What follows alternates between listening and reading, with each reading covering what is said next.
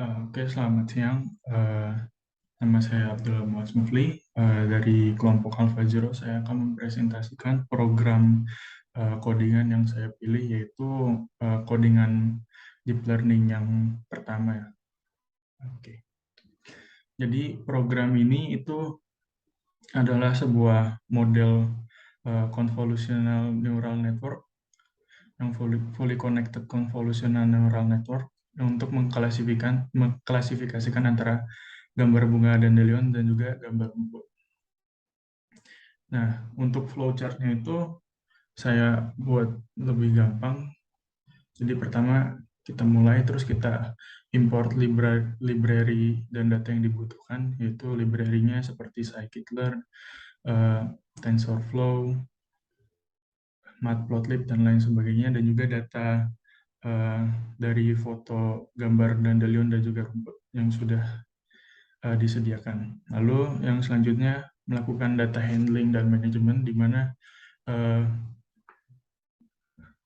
file tersebut diekstrak dari zip dan juga dibuat sebuah variabel baru yang isinya adalah path dari tempat menyimpan variabel itu, tempat menyimpan datanya, dan datanya ada data validasi dan juga data train. Nah, selanjutnya kita mengecek informasi terkait data yang di train. Kita lihat datanya ada berapa banyak, yang validasi berapa banyak, train ada berapa banyak, dan juga kita melihat kira-kira gambarnya itu seperti apa. Maksudnya jenis gambarnya apakah gambar yang natural dari alam atau cuman gambar yang sudah ada di dalam produk, misalkan di produk poster atau lainnya. Nah, selanjutnya kita melakukan data processing. Data processing ini kita pertama mengubah RGB yang awalnya datanya dari 0 sampai 256 di-convert jadi dari 0 sampai 1. Jadi datanya tidak terlalu besar untuk satu gambar, dan juga menentukan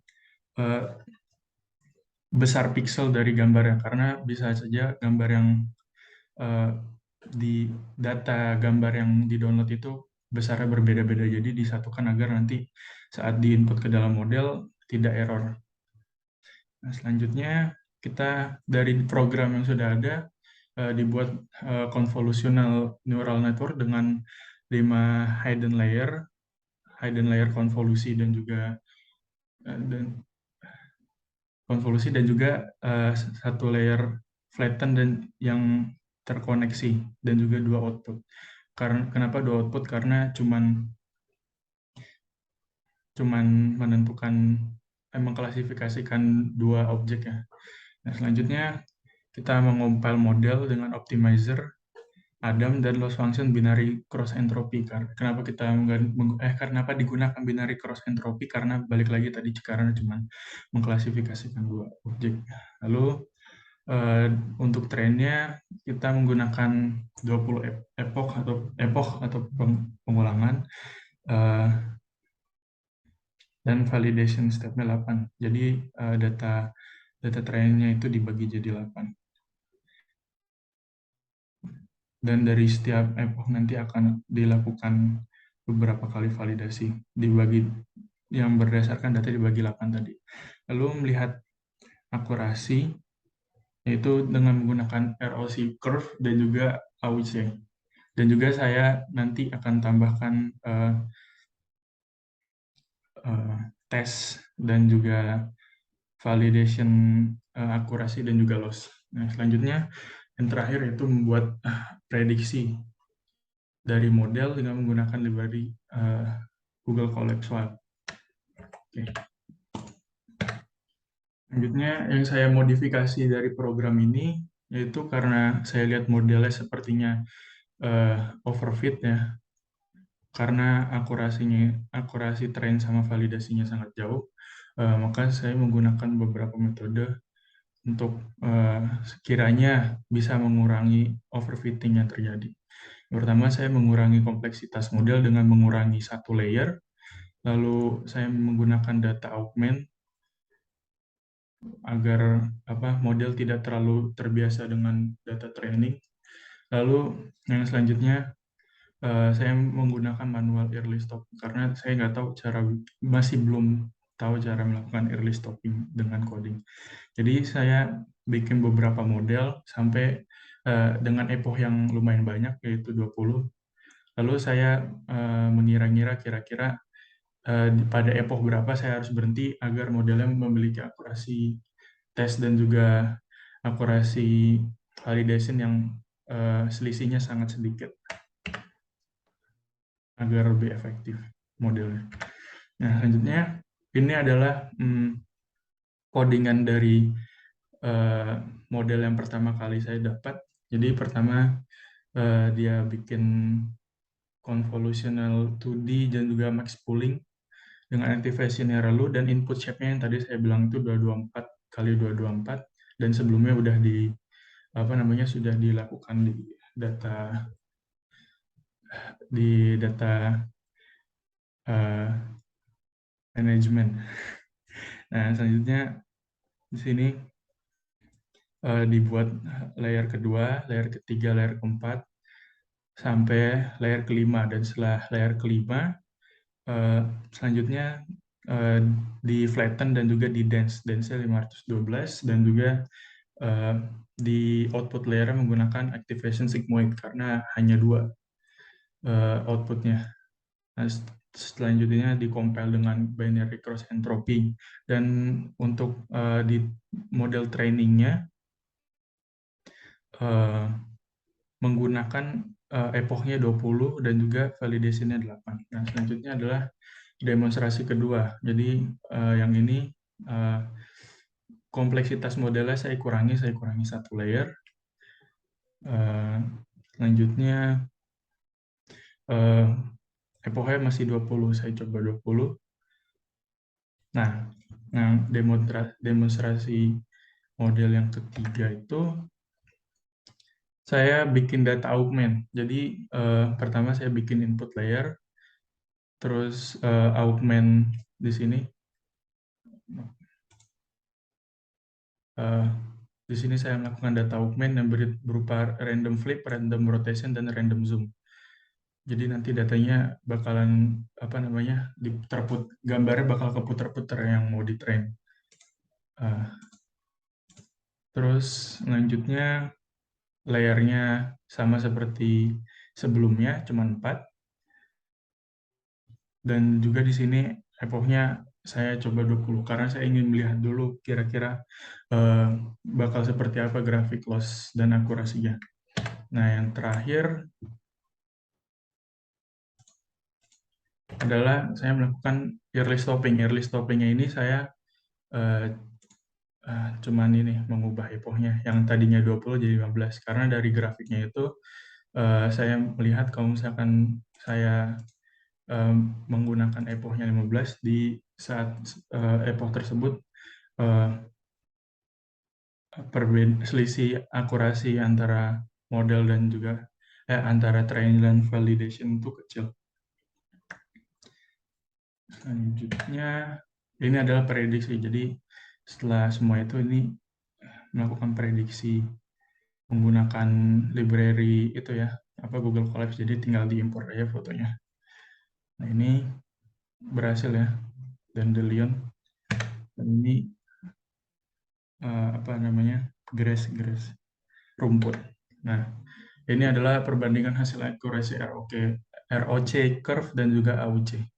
Jadi kalau dilihat model pertama itu dia nggak terlalu kalau semakin ke kiri sana itu semakin bagus berarti modelnya dalam memprediksi. Tapi ini nggak terlalu nge-curve. Tapi ROC curve-nya 0,84. Dan yang model 2 dikurangi satu layer, ternyata ROC curve-nya mirip, cuma mungkin dia masih agak menonjol, tapi areanya ternyata masih sama dengan mirip lah setidaknya dengan model yang pertama yang layer 5. Dan yang ketiga ini saya sudah melakukan data augment. Ya, data augment cuman epochnya masih 20. Nah, apa namanya? Di sini justru mungkin lebih nge-curve gitu ke tengah, cuman eh, total areanya itu cuma 0,82 dan yang terakhir ini saya menggunakan epoch yang saya kira paling maksimal di antara 12 sampai 15, saya pakai 15. Nah, ini mungkin bisa dibilang agak curve cuman eh dan juga ROK eh, areanya itu total areanya itu 0,85 dan itu walaupun naiknya cuma 0,01 tapi seharusnya memiliki impact yang eh, lebih bagus ya untuk modelnya walaupun cuma sedikit. Nah, selanjutnya ini adalah perbandingan akurasi loss dan per epoch. Nah, untuk ini bisa dilihat training akurasinya selalu naik, tapi validation-nya itu beragam ya. Dan di sini selisihnya lumayan lumayan jauh. Dan juga untuk loss-nya juga di sini malah dia loss-nya itu dia bukannya makin kecil, tapi dia malah makin tinggi. Harusnya dia kan dia loss-nya semakin tinggi, semakin kecil. Nah, terus untuk model kedua, dia untuk apa namanya akurasi dan loss-nya juga mirip seperti model pertama ya, cuman berbeda sedikit aja. Nah, selanjutnya,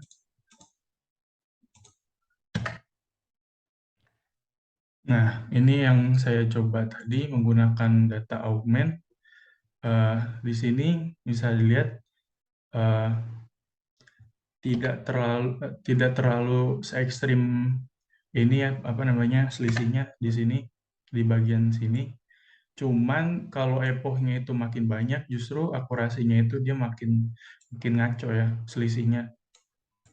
Dan juga yang di sini loss-nya juga malah makin tinggi. Jadi kan harusnya loss-nya turun, eh, apa namanya validation-nya selisihnya makin kecil. Nah, jadi untuk menangani hal tersebut, saya melakukan early stopping untuk model terakhirnya. Jadi kira-kira kalau di sini kan lihat ini selisihnya dikit, ini selisihnya dikit, selisihnya dikit, selisihnya dikit. Nah, jadi saya kira-kira menggunakan di sekitaran sini early stoppingnya.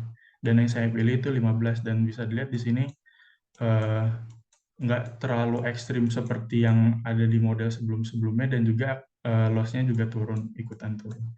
Jadi menurut saya sepertinya eh, apa namanya model yang terakhir ini yang sudah didata yang sudah di reduce kompleksitas modelnya lalu sudah dilakukan data augment dan juga early stopping adalah model yang bisa saya usahakan yang paling bagus. Gitu. Nah, terakhir itu kesimpulannya penanganan overfitting dengan mengurangi kompleksitas model kadang cuma mempercepat waktu training doang, bahkan bisa bikin modelnya underfit walaupun di apa namanya di percobaan saya tidak sampai underfit, cuman eh, hal tersebut bisa terjadi. Terus dengan menggunakan data augment dan early stopping kita bisa mengurangi overfit dari model. Nah ya, kira-kira begitu dari saya, Abdullah Masufli. Kurang lebihnya mohon maaf. Saya masih belajar dan masih membutuhkan asupan ilmu dari Orbit Academy. Terima kasih atas waktunya. Selamat siang.